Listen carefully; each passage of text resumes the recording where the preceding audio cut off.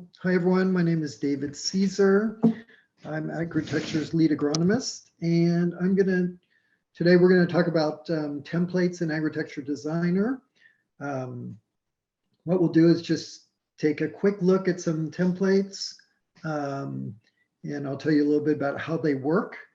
And then after that, we'll just open it up to questions in general about Agritecture Designer, about agriculture,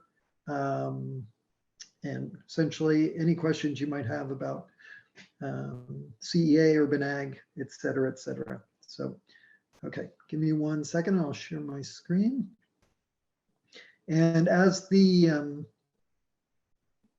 webinar is going on, feel free to, if you have questions, feel free to put those into the chat. So, give me 1 second.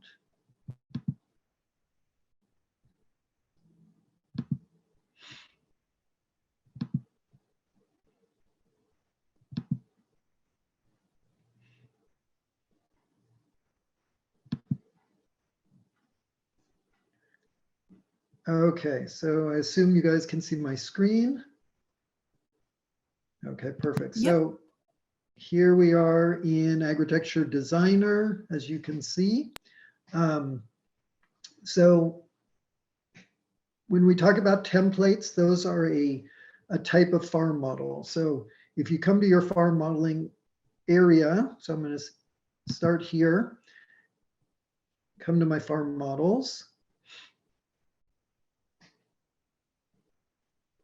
And let me scroll down. I'm going to start a new project. And when you start a new project, there's two different options.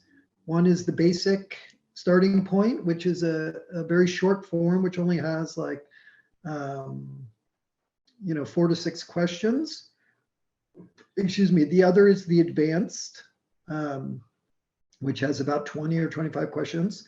For templates, if you're using the advanced form, it will never use a template. So if you want to access a template, you always need to start at the basic form. And if you are a pro user, you have access to both of these starting points. If you're a regular user, you just have access to the basic starting point. So I'm going to come here to the basic.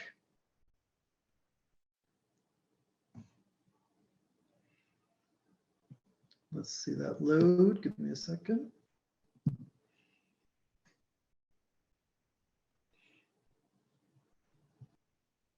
I'm here in the basic model. So I'm just going to say I own my site. Now, when we talk about templates, there's kind of 2 types of templates we have. Some of the templates have to do with, and when I say templates, this means that it's connected to one of our equipment partners. And some of these templates are just based on the type of farm you choose to model. So if you choose a container farm, those will all be built from a template. And some of the templates appear based on geographic location. So let's look first at the ones for container farms. So let's say I want to have a farm in Madrid, Spain. And here I come into my farm model. I'm going to choose a container farm. For my crop type, I'm going to choose mushrooms. And I'll just say 1 shipping container. So I'm going to grow some mushrooms or champiñones, as they say in, or setas, I think is how they say it in Spain. I'll say see results.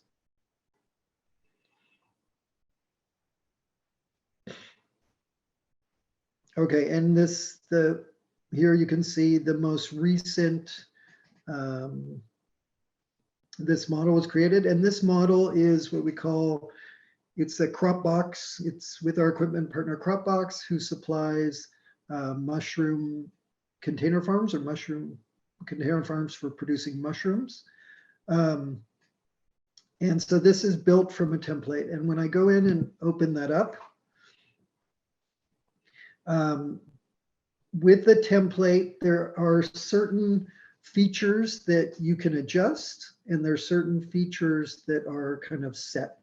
So this looks like it could be a pretty good business in Madrid for us. So let's go to the capital expenses. And as you'll see, the crop box farm costs about $100,000 for this container farm. And in all of these elements, it just says included, right? Because this is a package you're buying. Essentially, you're buying one of these containers, and this $100,000 covers all of the costs. So whereas in our normal modeling tool, if you're building a farm not from a template, or you'll see all these costs broken down. In these cases, it's just going to say included because those are included in the price. These other features or these other costs, for example, seeding, of course, there's no seeding for mushrooms, processing costs. These other costs are additional costs that are calculated by our software. We calculate, for example, the transport, the installation, et cetera, but none of these costs are adjustable.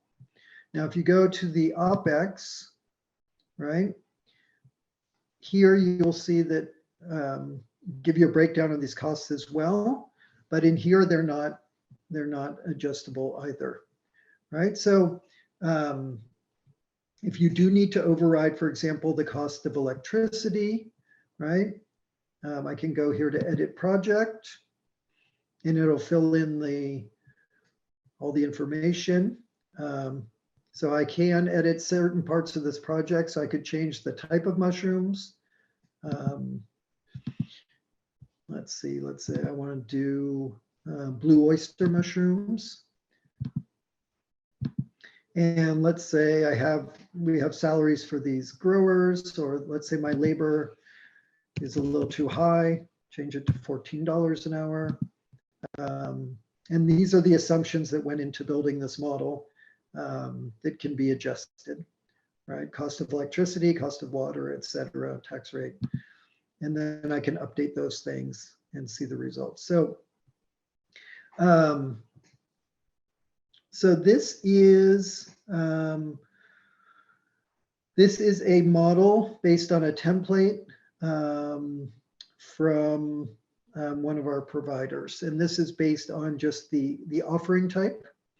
Now let's do another model. Let's do another model that is based on geography. So I'm going to start a new project. I'm going to go to the basic model. And I'm going to say I own the site in mind. And I'm going to let's do Madrid, Spain. And I will show you. Let's do a greenhouse. And crop type, I'll do binding crops.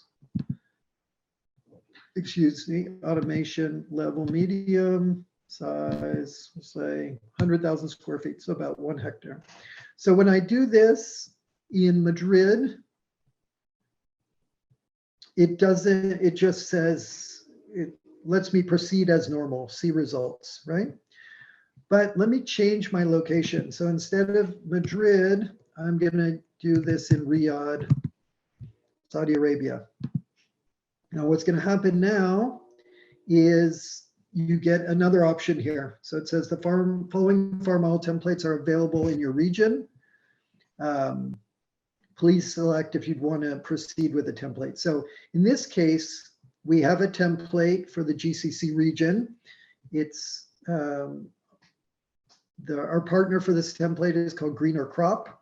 And so at this point, because I entered a location here, which is in this region, right, the template option does appear, and you can either choose to run their template, or you can click here, do not use a template, and just run a regular model, fill out the rest of the inputs. So I'm going to say, choose the greener top crop template, run template.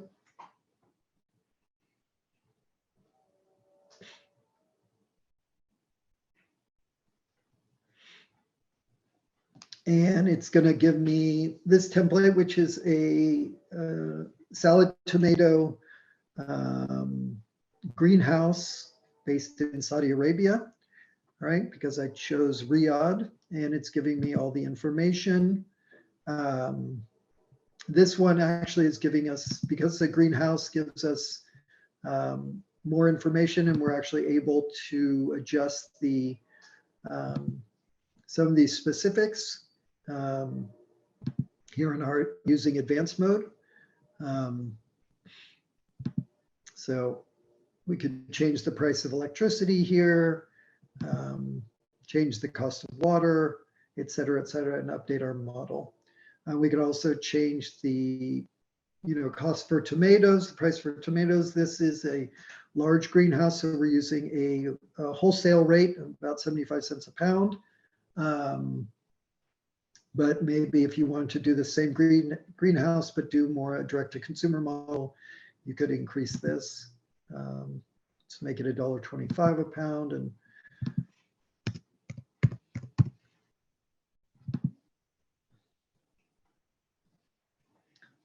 so improves our payback period quite a bit. We are having to distribute about almost 3 million pounds of tomatoes per year. So we have to have a lot of direct consumers to make that happen. So maybe a wholesale, kind of a wholesale market might make more sense with this huge volume. But anyhow, this is how our templates work. So as I said before, 2 ways to access them. One is based on just the equipment selection if you choose a container farm. The other is based on your geography, and if your geography is associated, if your project geography is associated with a location for a template, that option will appear through the basic modeling, and you can choose to model with a template or not. So that's essentially all I wanted to share. Are there any questions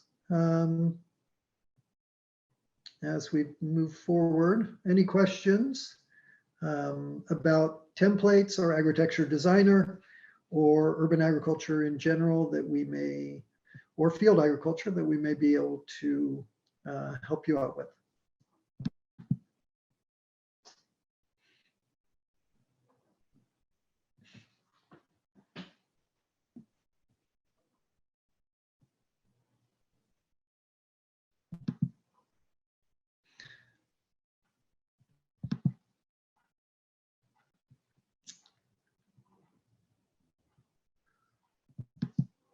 Okay, so I don't see any questions right now. So let me show you another template.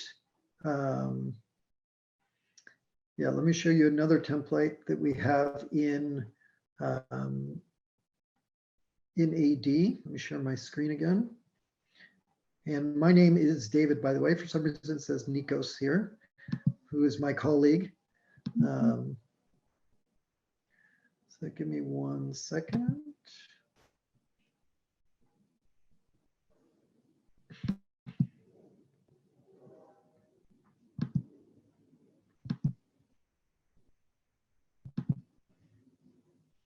Okay, sharing my screen again. And let me show you another template that we have in Agritecture Designer. I can show you a couple more templates. So let's go to farm modeling, back to models. And it'd be interesting for any folks who are here at the webinar to put in the chat where they are from. So if you want to add that to the chat for folks who are here at the webinar. So I'm going back to the basic modeling. And let me show you 2 new types of templates, or 2 different templates. Let's go to make a farm in, where do I want to go? Let's go to India. Okay. And I'm going to do a container farm again.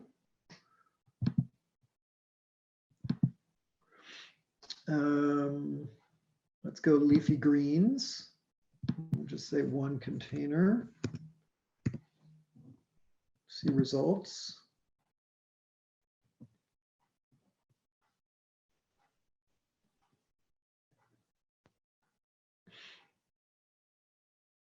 Okay, so I did this container farm in India, and now it created four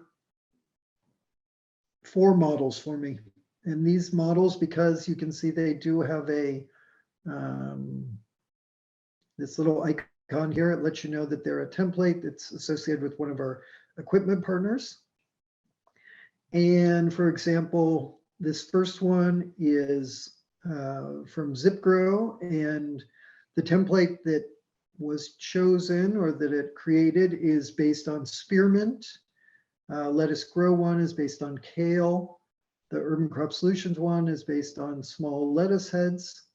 And this one from a company called Harvest out of Canada, or Harvest Limited. The model is built with kale. Now, these are crops that we have kind of selected in conjunction with our equipment partners for these specific templates. But as I said before, you can adjust those crops. So let's look at the ZipGrow spearmint one first. So we have about a 7.5-year payback period for this one, which is an okay business model, I would say. Probably if you can target around 5 years, it will be a little bit better. But let me go to edit project. And let's say I want to change the crop on this. Come down to the crop. Now, this portion, I need to choose my crop from here. So let me see if I choose Basil Genovese. Yeah, and I choose the option over here, which is a ZipGrow option. And let's say I'm going to act as the head grower. Yes, okay. Let me see my results.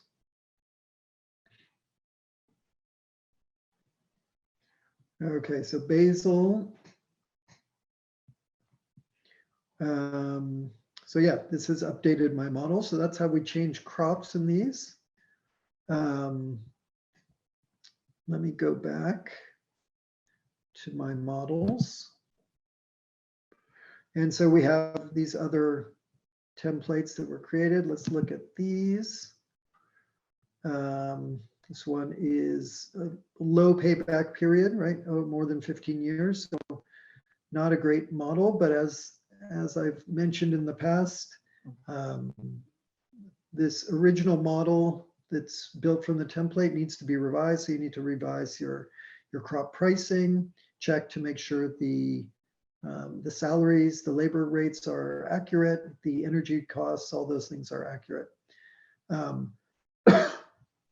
Another thing I would suggest when you're playing with these models, for the ZipGrow one, for example, I updated it to basil, but I didn't change the name. The name doesn't update automatically. So if I go back here to edit project, now that I've switched it to basil, it's good to make your model kind of name reflect the crops and the setup you have. That'll make it easier to find the models you want to find later on. So yeah, that's an example of those container farm models. Let me show you one more type of template. We have a template for Egypt. Let's see. Let's go back here. let's see if this, so I'm going to model a farm in Cairo.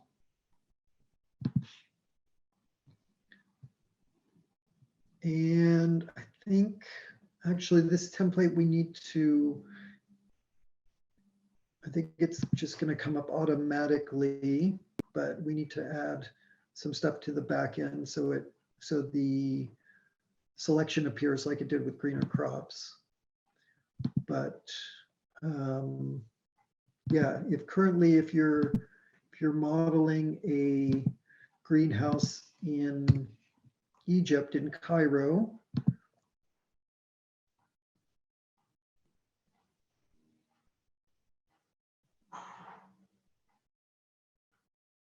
the data that will appear, I believe, is associated with a template from one of our other partners, Hydro Farms, but we need to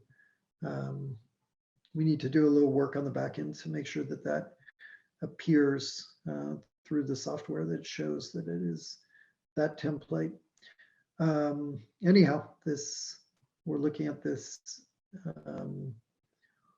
this greenhouse we made in Cairo. It is about 60,000 square feet, so about 6,000 square meters. Our total capex is about $1.6 million. And we do not have a good payback period on this. So probably we need a cheaper grow system. Grow system is the majority of the cost of this. So hopefully in Egypt, we can find a much cheaper grow system. Maybe we can find that for, and I think with our partner Hydro Farms, they have a cheaper grow system. So maybe $8 per area. Let's see if that improves our, so I changed that, reduces our capex significantly.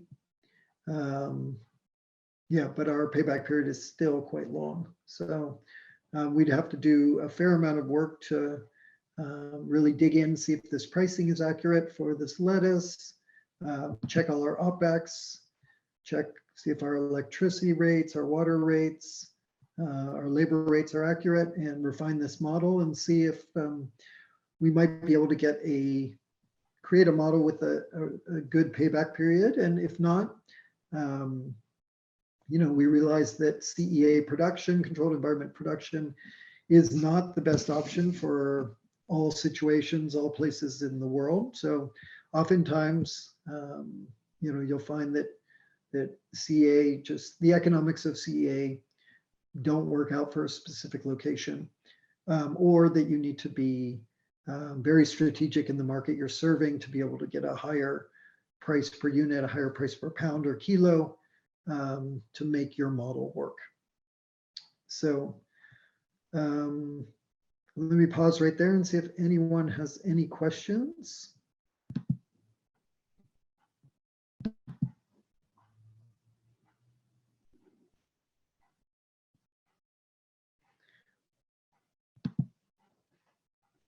Okay.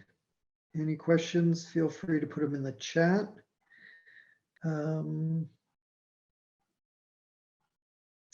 Let's see.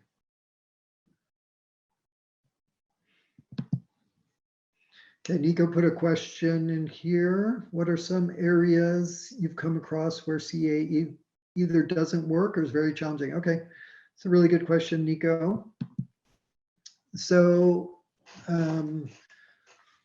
where CEA doesn't work or is challenging. Okay, so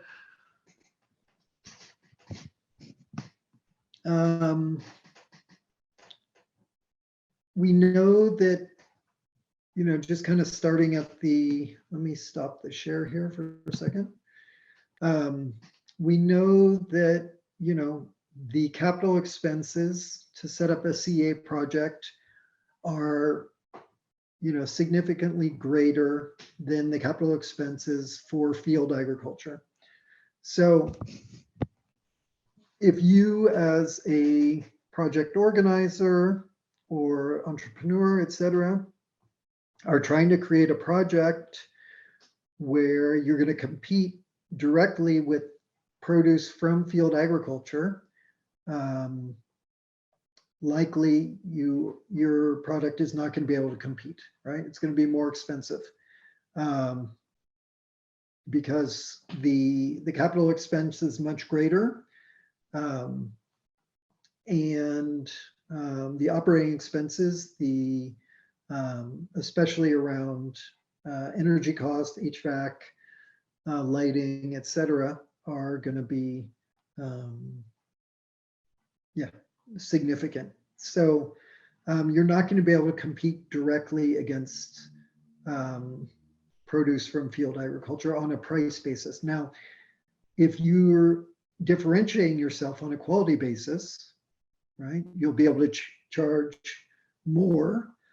And so you may be able to sell your salad greens, your strawberries, your microgreens, your leafy greens, etc., in the same market, but creating sort of a different crop class or a crop quality, right? And you'll charge a premium for those. Another way to different or to create successful, CA models is by changing, as we mentioned before, changing the distribution method. So, selling wholesale to supermarkets, you're generally going to get a low price for your product. Selling direct to consumer via farmers markets, via home delivery, or via kind of a farm stand approach at your farm, you can get a much higher price per unit, price per pound, etc., for your product, and that can help allow CEA projects to be more economically viable. Nico's question was where other places where CEA projects are challenging. So generally places like places that are where outdoor agriculture is easily done, and there aren't a lot of constraints. So for example, in California, it's hard to make CEA economics work out, right? Because generally the weather year-round is very nice. In California, it's easy to grow crops. Generally, there's enough water. Generally, there's enough labor. And so in general, the field production is going to be much cheaper or significantly cheaper than CEA production, right? As soon as one of those things, goes away, if there's a labor shortage, if there's a water shortage, if farmland, fertility becomes depleted, etc., that's going to cause an increase in the cost of field agriculture products, and it will make CEA more competitive. And so areas where CEA is generally competitive are areas where there is some resource restriction, right? So areas in the Northeast US or Canada where it's quite cold during certain parts of the year. And so crops must be imported from California or Mexico or Chile, right? This is going to make those crops more expensive and give CEA an opportunity to compete with those field products. They may not be able to compete directly on price, but they may be able to offer something that's much fresher than produce that's come in, been picked a week or 10 days before.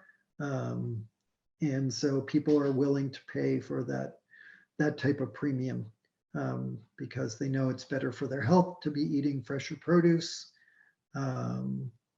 They understand that that they can understand more about the farm. If they know their farm is being, or their produce is being grown in a farm you know, in the city next door or in their city. They can learn more about that farm. They could potentially visit that farm, really understand the processes that are going on with that farm, and have confidence that the growing methods that are being used in that farm align with their particular values. Whereas many times if you're getting produce from, you know, across the country or from another country, you know, unless, you know, you don't know a lot about the practices that are going into producing that crop, unless it is labeled, has a label such as organic, et cetera, from a certifying agency that you trust. So that's a little more about where CEA works and doesn't work. So let's see. Any other questions?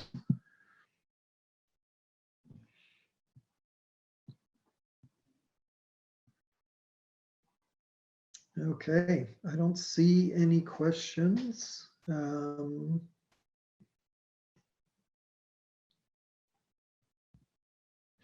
Let me show you, let me just run through a couple other features of Agritecture Designer, which might be of interest to the participants, but I really encourage people on the webinar to ask questions. And that way I can, you know, help address your specific needs if they're around, you know, the using of our tool, our Agritecture Designer software, or even if there's anything to do about urban agriculture. Happy to answer your questions. So don't be afraid to speak up, or at least put a question into the chat.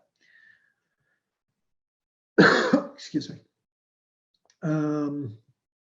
Let me share my screen. 1 second.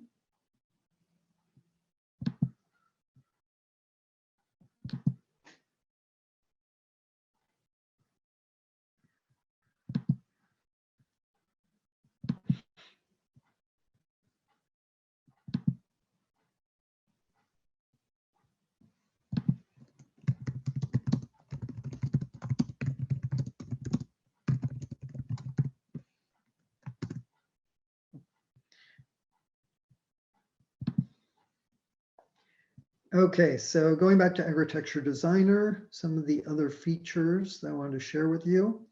So we looked at the farm models and another feature that we talked about in a prior webinar, crop pricing.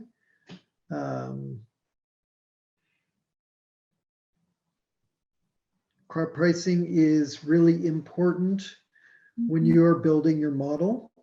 And, you know, as I said before, when you're running a model in Agritecture Designer, it's going to use kind of default pricing from that we have in our database. This pricing gets updated or adjusted based on your location. But as I said, it's not going to be accurate for, or it's important for you to know that it's not going to be accurate for all use cases. So we try and kind of give an average retail price that might work for your location. But if you're doing a wholesale model, et cetera, or you know, prices will vary, can vary based on your neighborhood or a specific city in your country. It's really important for you to conduct research and have an accurate price for your crop and accurate sales unit.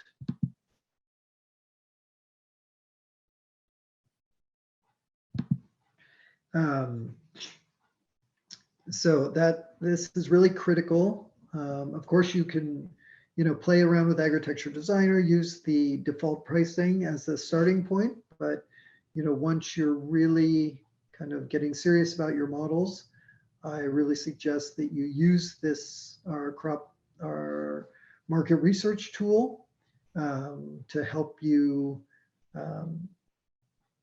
get an accurate price for your models.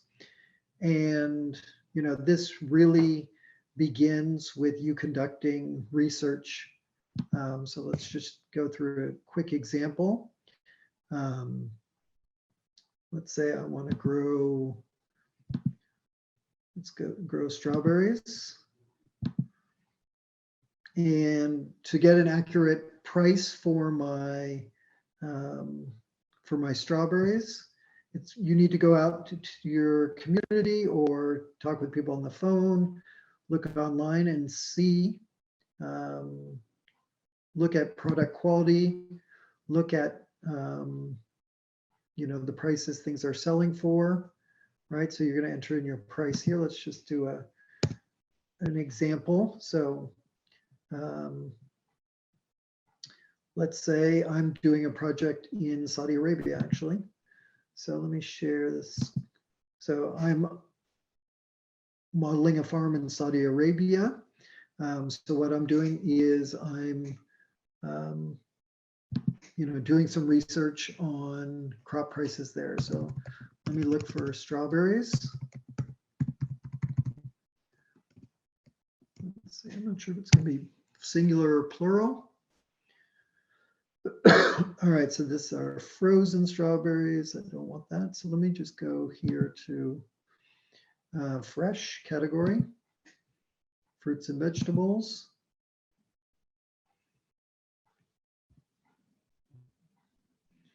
Okay, apricots, pomegranates, bananas, mangoes, peppers. Oh wait, maybe I'm in the vegetables category. 1 second.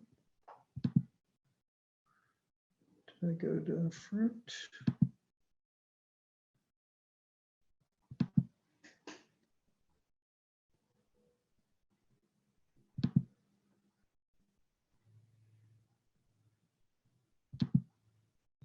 Okay, so here we go. Strawberries. All right, so let's look at this product. So we have Driscoll's American Strawberry. I'm not sure why it's called American Strawberry. I think because Driscoll's is an American brand. Let's see if it gives information on where it was grown. Don't think so.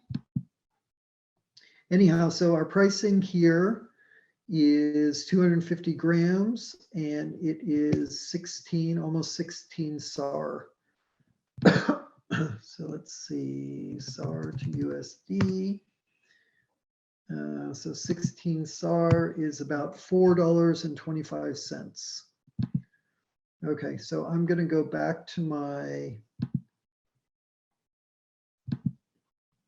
so I'm going to say $4.25.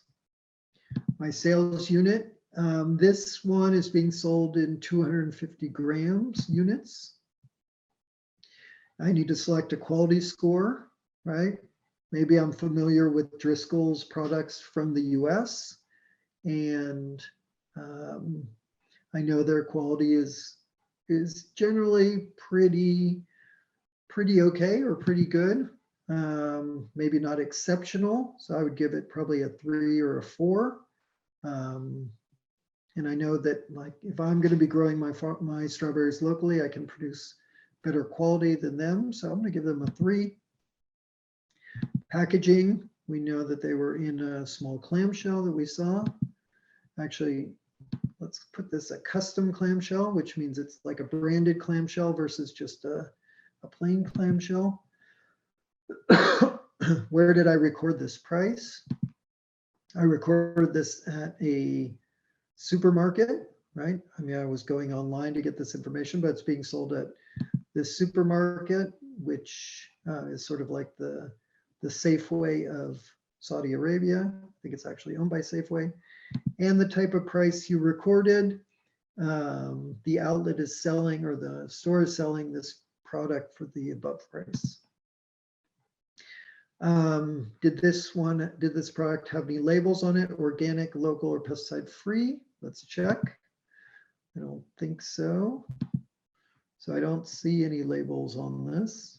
Can't get a larger view of this, but I don't see any labels. and it's not in their organic section. So we're going to assume no for that. So, all right. And then what I would do is go find a couple more products. All right, let's just do another quickly. Let's say $3, sales unit, 250 grams. Say these are some imported strawberries in Saudi Arabia. They're in a little carton. Got these at a farmer's market. Let's say these are, we got these at a store as well. Let's see.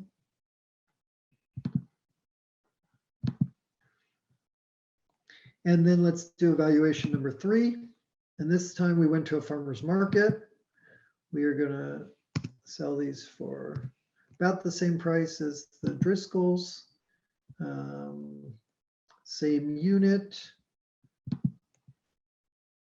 Our quality score is, these were really good quality, not exceptional, so I'm gonna give them a 4. These were sold in a plastic bag, small plastic bag, let's say. We saw these at a farmer's market, and let's say these were local and pesticide free.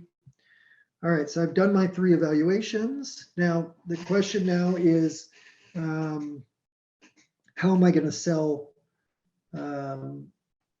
my strawberries I'm growing? Because the sales unit, right, is going to dictate a lot of the price. If you're selling things in very small quantities, the price per pound will be higher. If you're selling in larger units, bulk, the price per pound is going to be lower. So let's say I'm going to sell my strawberries 500 grams. So half a kilo. And my sales channel, this is a little error here. Select where you record the price. This should say where you're going to sell. And let's say I'm going to sell my, I'm going to do direct to consumer. So I'm going to be selling these, maybe delivering to people's homes or selling them at a farm stand on my farm. And it's telling me that I should sell these for about $5.74 per 500 grams. Continue. And then I can add this to a specific project that I'm doing in Agritecture Designer. So I'm not going to do that now because I don't have a specific project, but I'm just going to submit that. And now I have that as part of my crop library. Additionally, on Agritecture Designer, as you know, we have our partner network. We have descriptions of all our different equipment partners. So you can go to, this is a little wonky because I have my screen is minimized, but you can go through our different equipment partners. You can learn about the company themselves. And this information is really good. It gives you a lot of information on the company that you don't see in other places.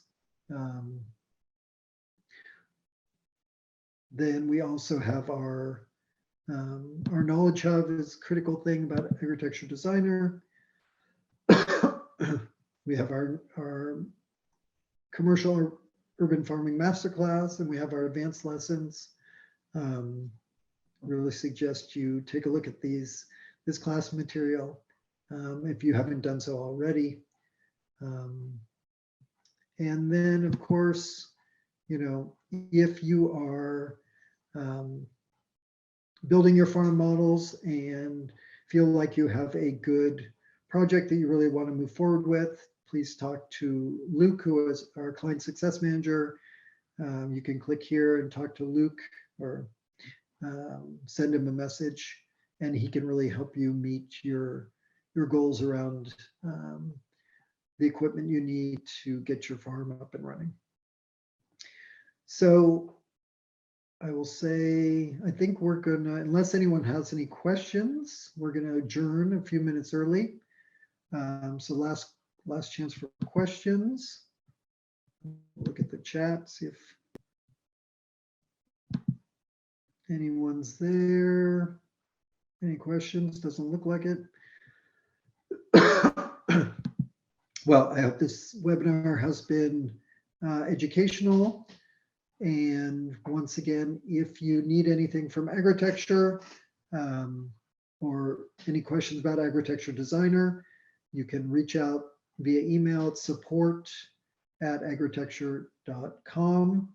Any questions for Luke about your specific project and meeting your project goals, I can send him an email, Luke at agritecture.com, or just ping him through the Agritecture Designer software. And yeah, we really want to help you meet your urban farming goals, your goals around CEA. So please reach out if you have questions. We'd love to help you. So thanks so much, everyone. Have a great afternoon. And thanks for your attention today. And look forward to hearing from you soon. Bye-bye.